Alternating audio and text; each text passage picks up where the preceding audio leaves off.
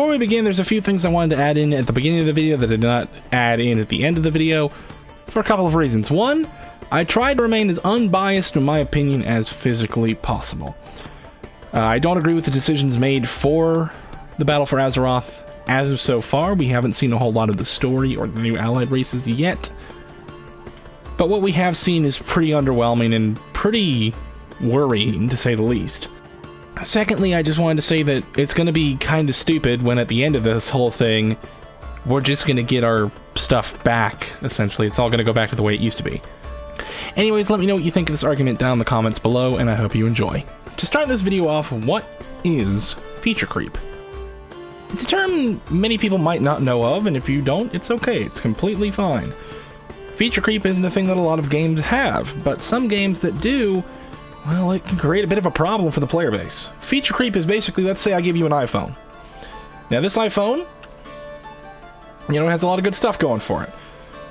But then I add all these extra things that don't really do a whole lot for your iPhone. Just bogs it down and makes it unnecessarily complicated to use. That in a nutshell is feature creep, making something unnecessarily complex by adding more features to it. Let's start with how feature creep is affecting World of Warcraft, at least in my opinion. Now, not everyone's going to agree with me on this, and if you don't, that's okay. You're not required to agree with me. We can have opinions and be civilized. But I've noticed a few things that have kind of made me a little concerned about the future of World of Warcraft, because they're not essentially... They're doing two things. They're adding unnecessary feature creep, and they're also taking away the freedom of choice. Now, the freedom of choice is a big thing, because freedom of choice separates the... How to put this in a delicate way? It separates the casual player base from the people who know what they're doing, they've been to the raid or the dungeon or the content. Have gear that they know works better in that content than the gear someone else might use, and can capitalize on that to be an extremely exceptional player.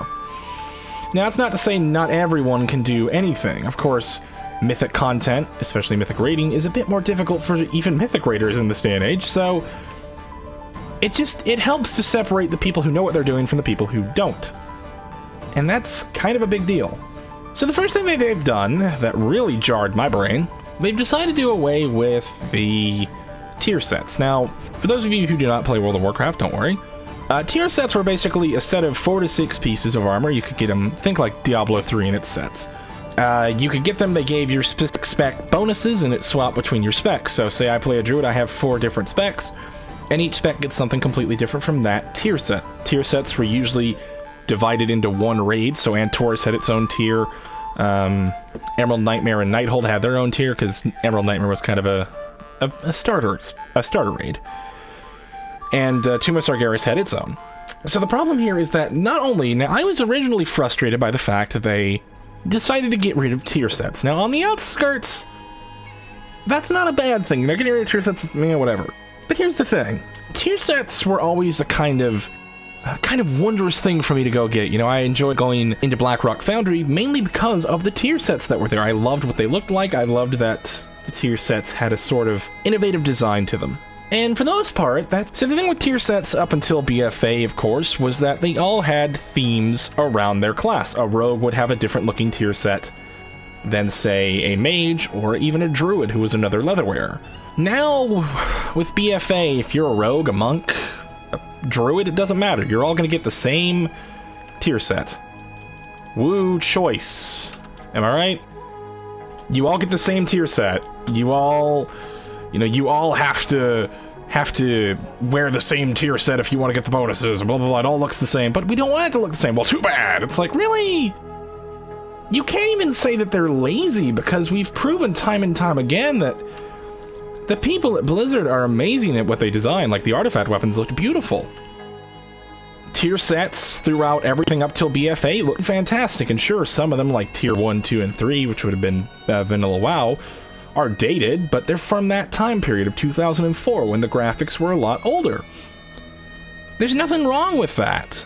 There is something wrong with taking away the option for someone like me who loves transmogging and loves to look as pretty as possible while I'm smashing faces. There's a problem with taking away my option to go into the newer raids to get something that looks good.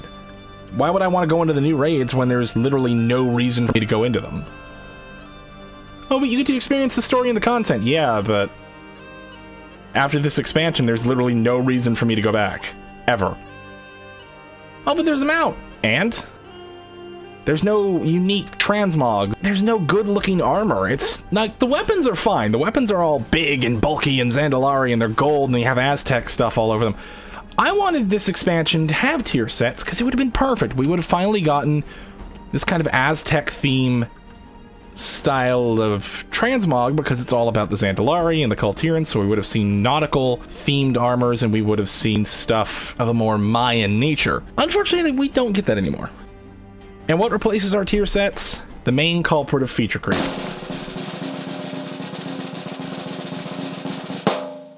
Good old Heart of Azeroth. Remember when I said that feature creep is about making something as complicated as possible?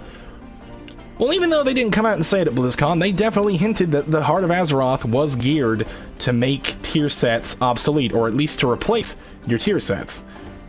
Boring is the only word I would use for them. Okay, so the Heart of Azeroth is a neck piece. You get it at the very beginning of the expansion from Magni Bronzebeard, and your whole goal is to... It's basically a story device. You go and you collect all these resources called Azerite, which is the blood of the planet that's been leaking out all over the damn place. And then that Heart of Azeroth gets upgraded by collecting Azerite, and you get certain pieces of gear. I think it's head, chest, and bracers or pants, currently, that give you traits. And these traits are always randomly generated, so already not even close to a tier set, because at least tier sets were... You know, they were guaranteed bonuses that would be beneficial to your spec. Well, now, PvP armor will get a PvP talent and a class talent, and then a couple spec talents. For PvE gear, we'll get a raid talent in place of that PvP talent. The problem here is that we went from having a system of, with tier sets, all you had to do was you had to go in and do the raid. If you're a raider, you're going to get tier sets. Eventually. Of course, it's all down to RNG, which is normal. The thing is, though, all you had to do, very simple, walk into the raid, kill some bosses, and pray that RNG is on your side and that you get some tier sets.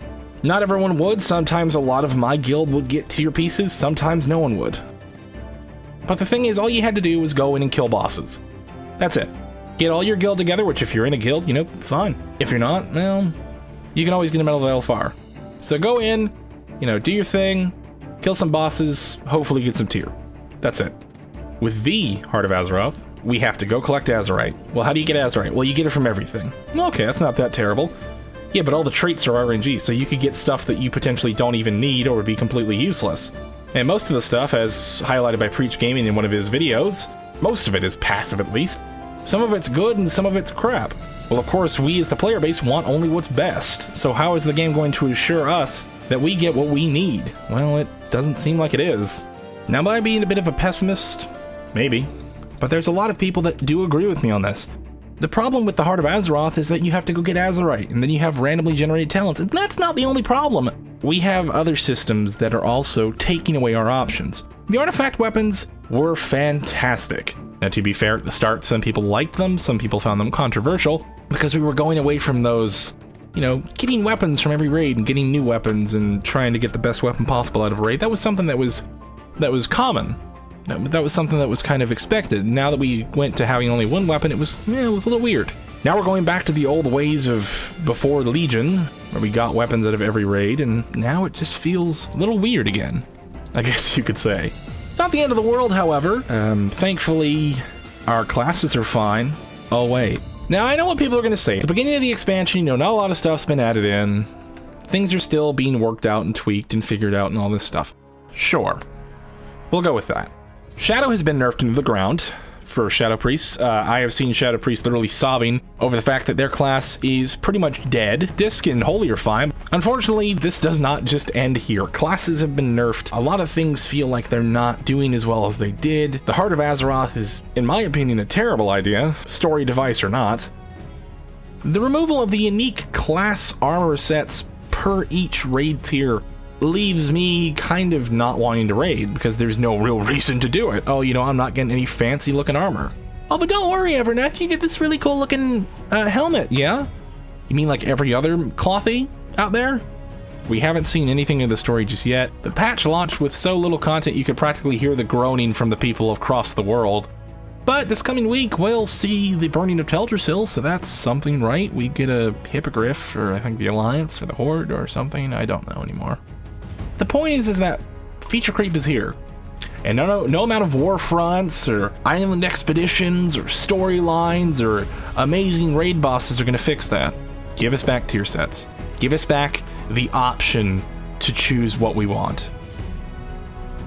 One other thing I'd like to add on to this whole feature creep and removal of choice, what the hell were they thinking with Mythic Plus? So for those of you who don't know, Mythic Plus is essentially a timed version of a Mythic dungeon. You and your friends, you and your 5 people, or your 4 people, sorry, will go in and you'll put a little key in a little thing, it'll start up a timer, bosses will have certain affixes on them. Apparently the 4th affix is based around the current raid tier. That's innovative, I like that. But as soon as you start, you can't change your gear. Something that is highly controversial because that means if there's a boss with a one-shot mechanic, especially at higher Mythic Keystone levels, you have to wear your tank gear or your survivability gear the entire fight, making you take longer. The reason people do so damn good at Mythic Plus Keystones and other things of the similar nature of difficulty is because they have the option to choose what they use. You can't just lock our gear on us when we go in because that removes the option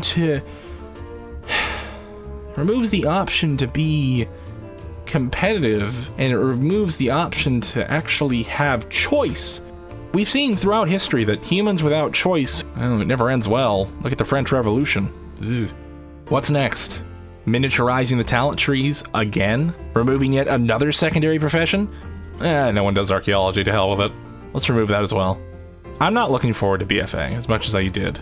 Maybe the story will change that. I doubt it. From what I can tell, they're making Sylvanas out to be this villain, when I don't really think she kind of even remotely fits that mold. She's more of an anti-hero. The boy King Anduin looks like he can do no wrong. Il'gynoth's whispers and little hints at the future of Azeroth and World of Warcraft as a whole don't really seem to be making any major impacts.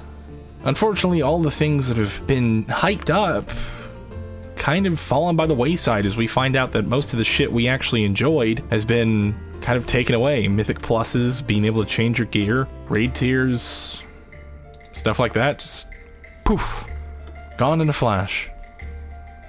Now, I'm not against making the game a little bit more accessible for the casual player, but at the same time, is making it more accessible for the casuals worth pissing off most of your dedicated raiding community? Let me know your comments down below.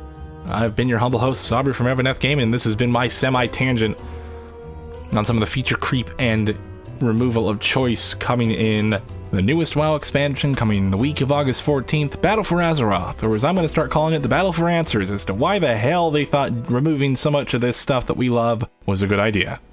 Thank you all so much for watching, and I hope to see you all in the next video.